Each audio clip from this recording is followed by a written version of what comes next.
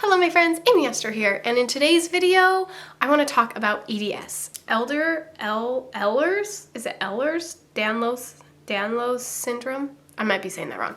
We'll just call it EDS from now on. And you might be able to tell that my voice is not fully here. I have had a pretty severe cold this past weekend, and well, it's been like 5 days. It's been so long, but I need to get back to doing stuff. I've been doing nothing for the past few days. So this is something that's been on my mind, and I want to just sit down and talk about it, even though I don't have a voice. So let's talk about EDS.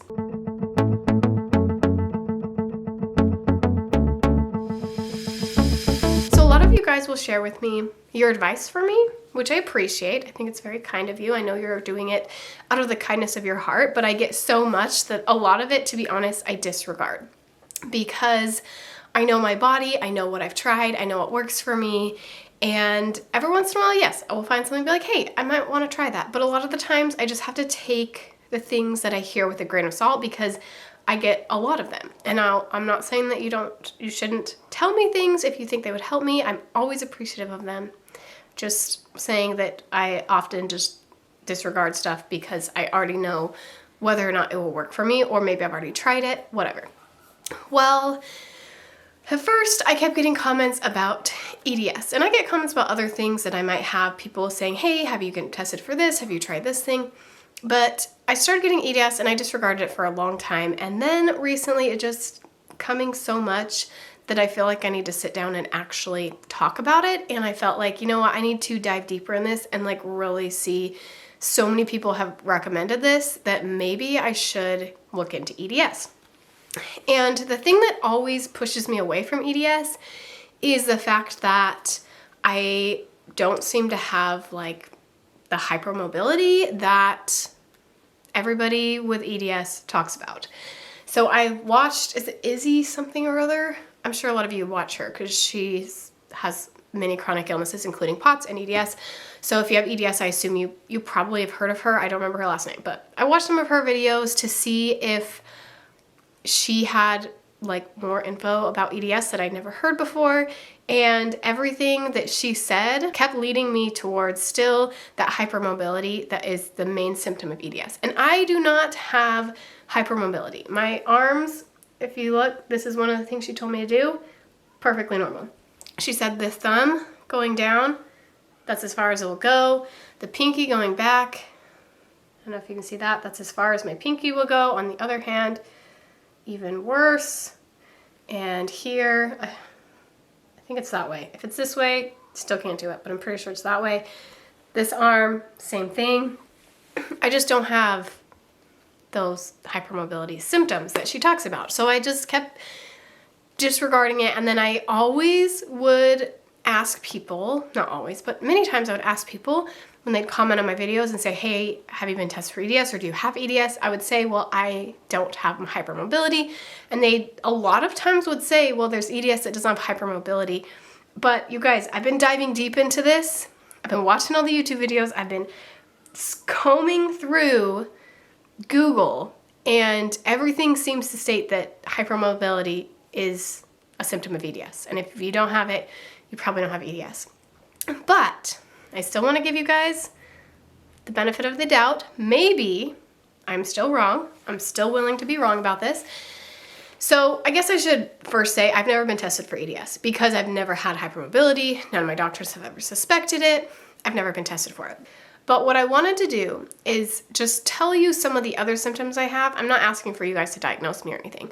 But because of all the research I've done shows that you need to have hypermobility in order to have EDS. One, to have a discussion with you guys. Hopefully you guys will comment down below. Let me know your thoughts on me and my illness and EDS, and if it's something I should look further into. Really just like getting your opinion, because the opinions of the internet are saying something else. And also if there's anyone out there, especially who has been diagnosed with EDS and doesn't have hypermobility, I would be very curious to hear about that, because so far I have not met anyone, read anything online about someone who has EDS and not hypermobility, if that makes sense. But I wanted to walk you through some of the symptoms and like share with you the symptoms that I have that go along with EDS and the ones that I don't, because mostly like, I don't know, I just feel like they don't go along with it that much. So I'm just gonna look on Google here, and it says there are 13 types of EDS. Hypermobile EDS is the most common type. Now, someone did tell me on my last video that classical EDS is one that doesn't have hypermobility, but when I looked it up, it said that that was part of EDS, so I don't know. So let's start with hypermobile. Is it hypermobile EDS? Joint hypermobility, don't have that. Loose, unstable joints that dislocate easy. I've never dislocated a bone or anything. I roll my ankle a lot. Like, I've always done that my whole life. But my mom did it too, so I didn't really think anything of it. I am, like, I've always thought of myself as clumsy because I do trip a lot, but I don't know. It's probably just that I'm clumsy. So I do twist my ankle a lot, but just where it like hurts for a day and then it's fine. But I haven't like dislocated anything. Joint pain and clicking joints. I have a lot of muscle pain. I wouldn't say I have a lot of joint pain. Extreme tiredness, fatigue, of course I have that, but I also have many other chronic illnesses that could explain that. Skin that bruises easy. I actually do bruise very easy. So this is the one thing that I'm like, that's interesting, because I do bruise very easy. I have a bruise, you guys, TMI. I have a bruise on my butt that has been there for a year and a half. And every time I go to the doctor, I forget to ask them about it. I once asked my chiropractor and he was like, that is not normal. I didn't show him, but I told him about it and he was like, yeah, I want to hear what happens with that because that does not seem normal. And then I went to my regular doctor and I always forget. I don't know, you guys, it's because I don't notice it until like I get out of the shower or like I sit weird or like bump it. I don't notice it. But the reason that it's there is from when I was pregnant, I got iron shots in my butt. And they told me that the iron shots have dye in them and that it would look like a bruise, but it wasn't actually a bruise. And so that's why like I never said anything for a long time, because I was like, oh, it's not actually a bruise. But the problem is it still hurts. So there's still like probably like this big of a dark spot on my butt that hurts. It feels like a bruise, but that's the thing is I don't know if it's just the iron shots that just have never gone away and just dyed my skin, giving me a tattoo there or something, or if it's an actual bruise. But I will say I do get a lot of bruises. I've like been my whole life. I danced growing up, so I always had bruises all over my knees and stuff, so I never thought anything of it. And since like even when I stopped dancing, I still like I feel like I always have a bruise somewhere. Like I just bruise really easy. So yeah, that definitely is a symptom I have. Don't know if it's EDS, but it's a symptom I have. Digestive problems. Yes, of course, we talk about that all over my channel. I have many digestive problems. Heartburn, constipation. Yes, I have those, but I also have all the other stuff too. Bloating, pain on my left side, gallbladder pain on my right side. I sometimes have diarrhea. Sometimes I have constipation. Sometimes I seem totally normal. Sometimes I have a lot of pain when I have to go to the bathroom. Sometimes I get really, really bad gas pains. All the digestion problems. Dizziness and an increased heart rate after standing. Of course I have that because I have POTS. So yes, I do get dizzy.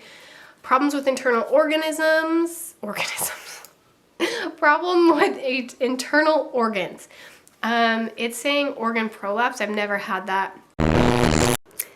We need to just jump in here. It's been 2 days since I recorded that EDS video and I was just about to sit down to edit it and throw it on YouTube. And yesterday I went to my OBGYN, just a normal like yearly appointment, and he informed me that I had uterine prolapse.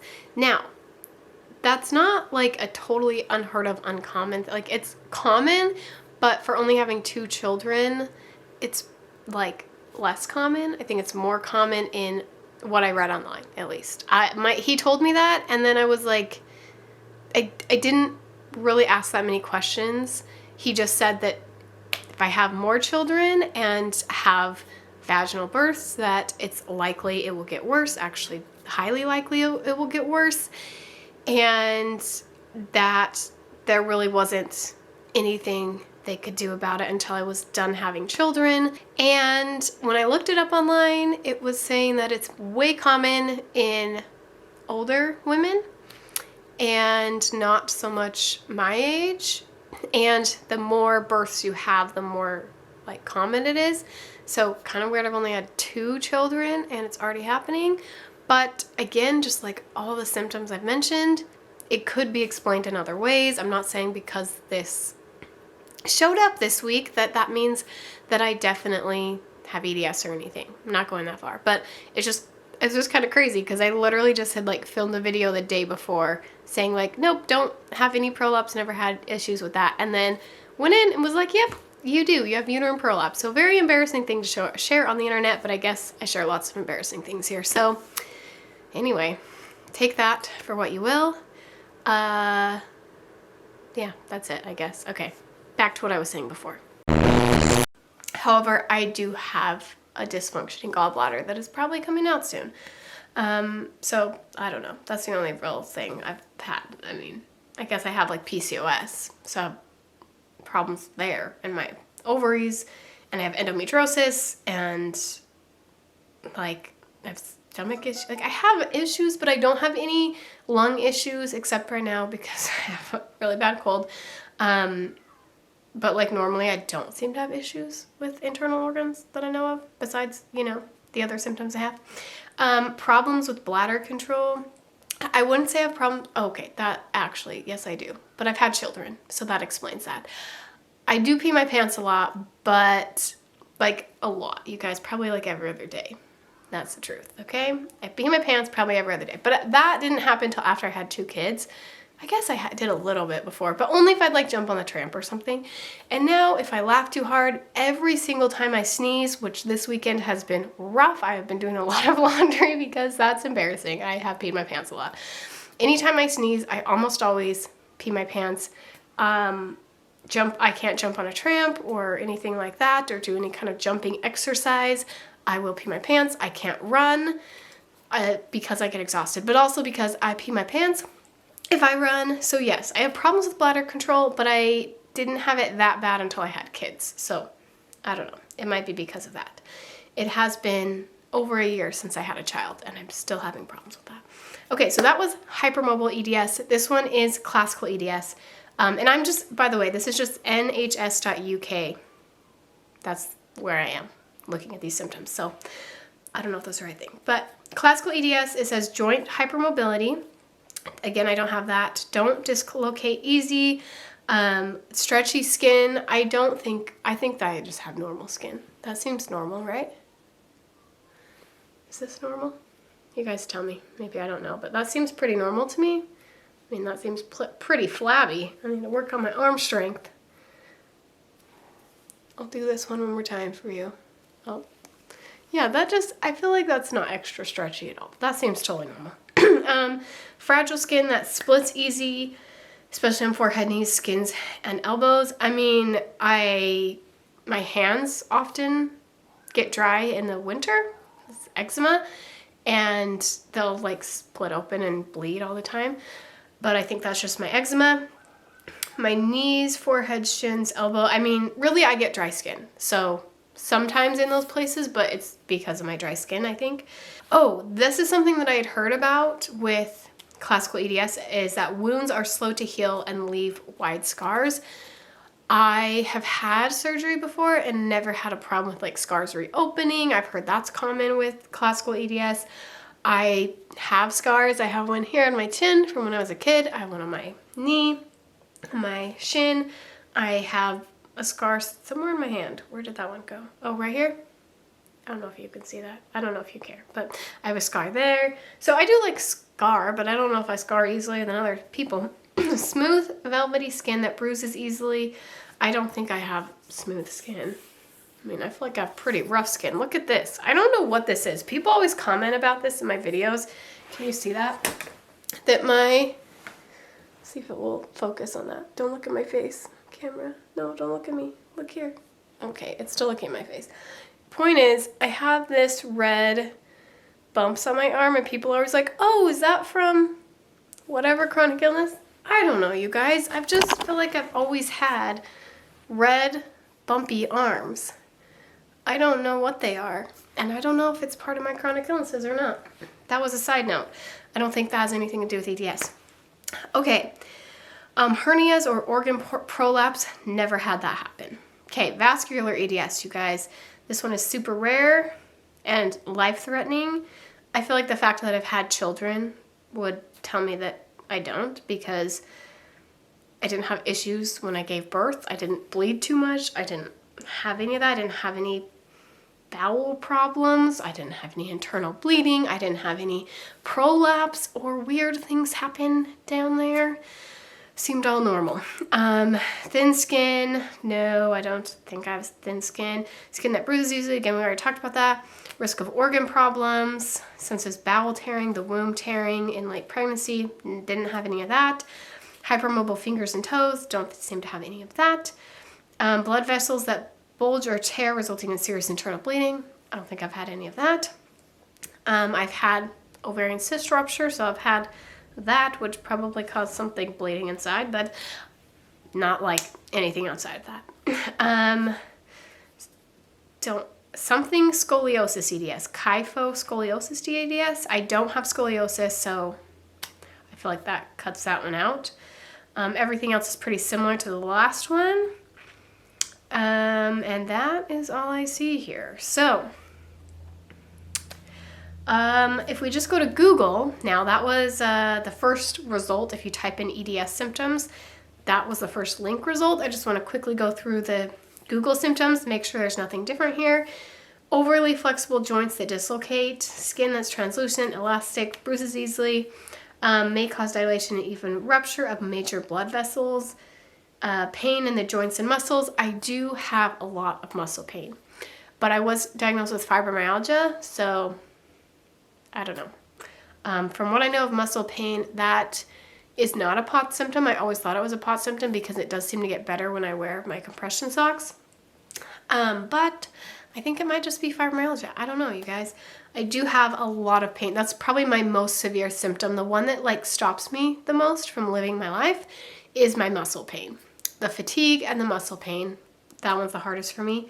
It says also common bleeding, double jointed, easy bruising, heart murmur, joint dislocation, muscle weakness, physical disformity, poor wound healing, and wrinkles. So I just feel like from that, which I just shared with you symptom-wise, does not sound like me, but maybe I just don't know. If it wasn't for the hypermobility, then I would maybe look into it for like the bruising that I get and stuff like that, but I don't know. When I hear people have EDS, it just seems so different than what I'm experiencing, if that makes sense. Like when I talk to POTS people, I'm like, yes, these are my people. We have very similar lives, similar symptoms, different severities, and different other things going on, but we're talking about simply POTS symptoms. I feel like we connect. When I listen to people and I hear about EDS, I just don't feel that connection. Does that make sense? So if I'm going off a feeling, maybe that's just the wrong thing to do. Point is, for this whole video, I don't know if this is even entertaining for you or enjoyable for you, but I just have been getting this question so much that I wanted to address it. So let me know in the comments below, what are your thoughts? Is this something I should look further into? Are you like, no, Aimee, you definitely don't have that. Move on with your life. Then that's what I'll do. Okay, again, I'll just show you no hypermobility, none of this. Oh, is it this way? None of this. I can't, not double jointed anywhere. I don't think so. So anyway, that's all, you guys. So let me know in the comments your thoughts, and we'll talk soon.